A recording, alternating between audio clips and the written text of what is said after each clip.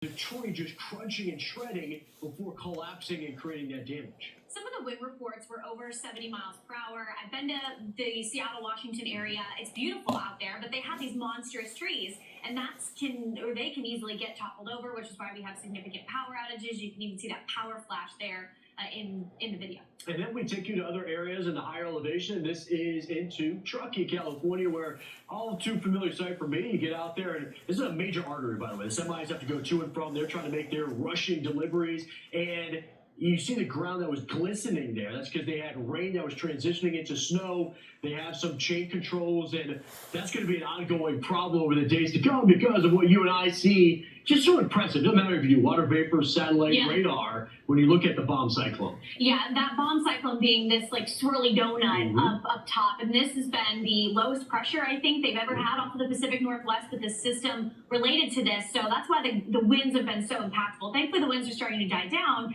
But the rain impacts here, especially for California, they're not letting up. Yeah, a lot of the reports and what we've been talking about has been happening up here. And that's because they took their first wave last night. Now you'll see the atmospheric river away from the bomb cyclone has set the fire hose effect on areas of Northern California from Redding and the I-5 down towards Sacramento. But it's those coastal spots, Eureka to Fort Bragg, they're at the highest risk in the days ahead.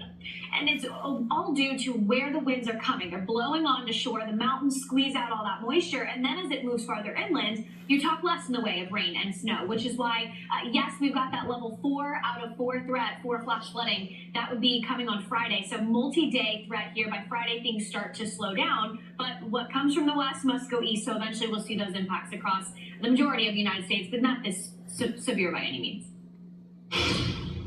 And we talked a lot about what's happening in California, but the brunt of this has been felt in areas like Washington and right here in Seattle. It started late yesterday into the overnight hours, and they're still reeling from this. I mean, at the peak of the storm, over 600,000 people were without power. Fox 13 meteorologist Claire Anderson joins me now. Claire, you and I talked yesterday. The wind was starting to push in, and now 24 hours later, it seems like the big impacts are still being felt there in Seattle.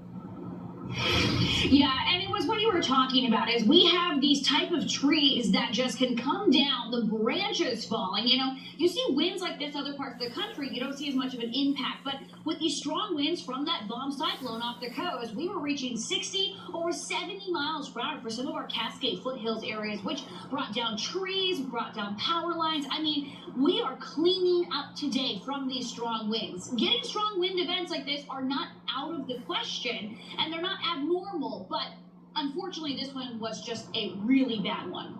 And Claire, when we look at this, one of those aspects, of course, is the wind. And we talked about hurricane force winds. Mount Rainier had 77 mile per hour winds. But sadly, this has turned deadly because of those big kind of trees that have fallen, right? So my question to you is, when we look at a long duration event like this, is those people that are without power, is this something that's going to probably last for a long time, or are they hopefully going to get that restored in the next couple of days? Yeah, and that was the hard thing last night, especially, is all those power lines started falling, trees falling on the power lines. And these are things that we can prep for, we can get ready for, but you also don't know what trees are going to go down. You don't know what branches are going to go down. So the Western Washington area was prepared, but there's only so much you can do.